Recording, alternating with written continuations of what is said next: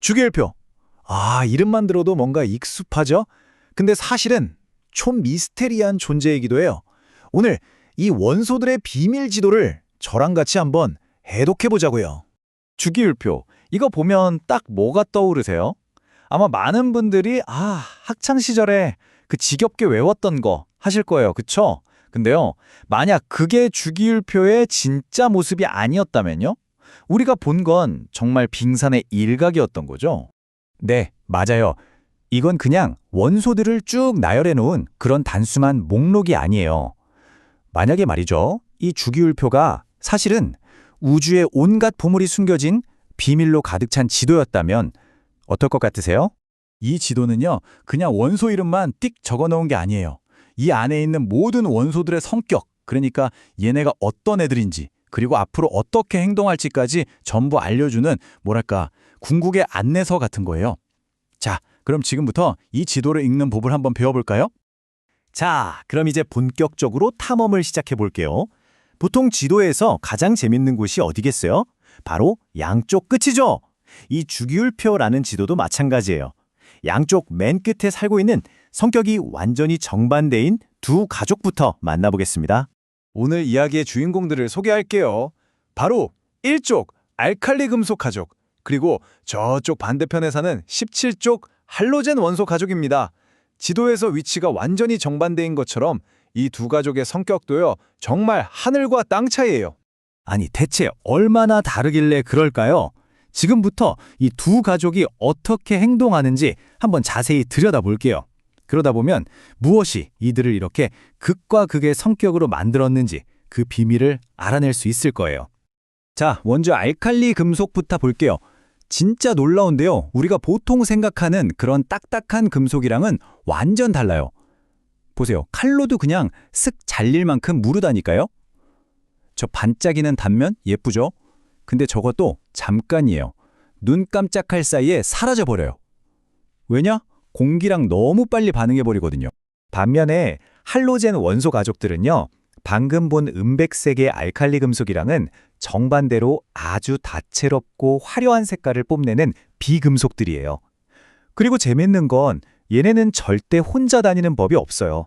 항상 둘이서 꼭 붙어 다니는 그런 특징이 있죠. 알칼리 금속의 성격을 가장 잘 보여주는 장면이죠. 저렇게 작은 조각 하나를 물에 넣었을 뿐인데 보이시죠? 거의 폭발하듯이 격렬하게 반응하면서 수소기체를 막 뿜어내요. 그리고 이렇게 반응이 끝나고 나면 물이 알칼리성으로 변하거든요.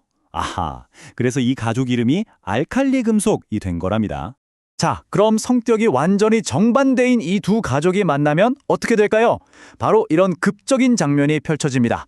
모든 걸 주려고 하는 주는 자, 나트륨과 어떻게든 뺏으려는 뺏는 자, 염소가 만나서 격렬하게 반응하더니 놀랍게도 우리가 매일 먹는 소금, 바로 그 완벽한 균형점을 찾아내는 거죠.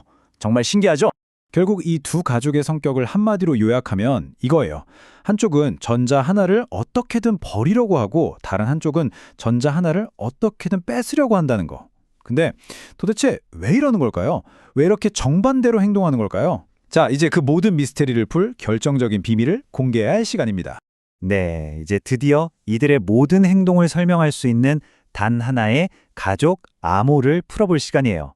이 비밀 하나만 딱 알게 되면요, 여러분이 지금까지 봐왔던 주기율표가 정말 완전히 다르게 보이기 시작할 겁니다. 그 비밀의 이름은 바로 원자가 전자입니다. 말이 좀 어렵나요? 괜찮아요. 그냥 원자의 가장 바깥 껍질에 있는 전자라고 생각하시면 돼요. 중요한 건 바로 이 전자의 개수. 이 숫자 하나가 원소의 모든 성격을 결정한다는 거예요. 이게 바로 우리 지도를 읽는 핵심 열쇠입니다. 대부분의 원자들에게는 꿈이 하나 있어요. 바로 가장 바깥 껍질을 전자 8개로 꽉 채우는 거예요. 그때가 가장 안정적이고 뭐랄까 가장 행복한 상태거든요.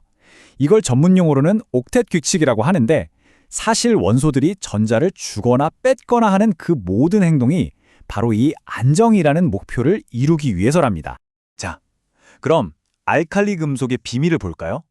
리튬도, 나트륨도, 칼륨도 전부 원자가 전자가 딱 한 개예요. 어때요? 이제 감이 오시죠? 7개를 힘들게 구해오는 것보다 그냥 이 하나를 쿨하게 버리는 게 훨씬 쉽잖아요. 바로 이거예요. 이게 바로 알칼리 금속들이 그토록 전자를 주려고 애쓰는 이유였던 겁니다. 그럼 이번엔 할로젠 쪽을 한번 볼까요?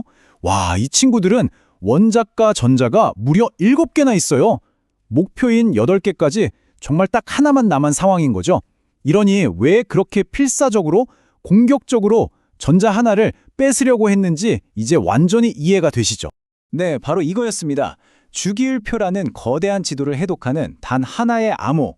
그건 바로 원자 전자의 개수였던 거죠. 이 간단한 규칙 하나가 모든 걸 설명해주고 있었어요. 이제 주기율표가 다시 한번 보세요. 뭔가 다르게 보이지 않으세요? 이 세로줄, 우리가 족이라고 부르는 게 바로 원자가 전자의 수를 나타내는 거였어요. 그러니까 같은 세로줄에 있는 원소들은 원자가 전자의 개수가 같고 그래서 비슷한 성격을 가진 가족으로 묶이는 거였죠. 정말 기가 막히게 설계되지 않았나요? 자, 그럼 이 개념을 조금 더 넓혀서 지도 전체를 한번 볼게요. 크게 보면 주기율표는 전자를 주려는 금속들과 뺏으려는 비금속들로 나눌 수 있어요.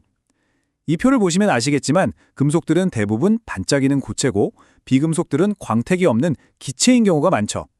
이 모든 성격의 차이가 결국 전자를 주렸는지 뺏으렸는지에서 시작되는 겁니다. 아, 그럼 저기 18쪽은 뭘까요? 바로 비활성 기체입니다. 이 친구들은 이미 가장 바깥 껍질이 전자로 꽉 차 있어요. 그러니까 더 이상 전자를 주거나 뺏을 필요가 전혀 없는 거죠. 주기율표 세계에 뭐랄까 아주 안정적이고 반응 없는 고고한 왕족이라고 할 수 있겠네요. 자, 여기까지 오신 여러분 정말 축하드립니다.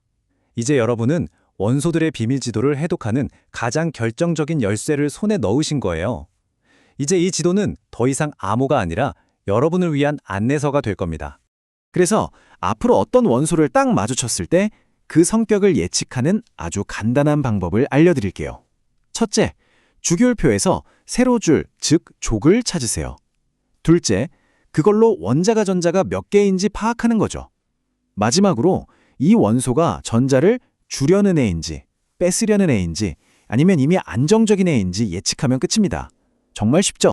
이제 여러분은 이 지도를 읽을 수 있게 되셨습니다. 이 새로운 눈으로 어떤 새로운 화학 반응의 세계를 탐험해보고 싶으신가요? 자, 이제 지도는 여러분의 것입니다. 마음껏 탐험을 떠나보세요.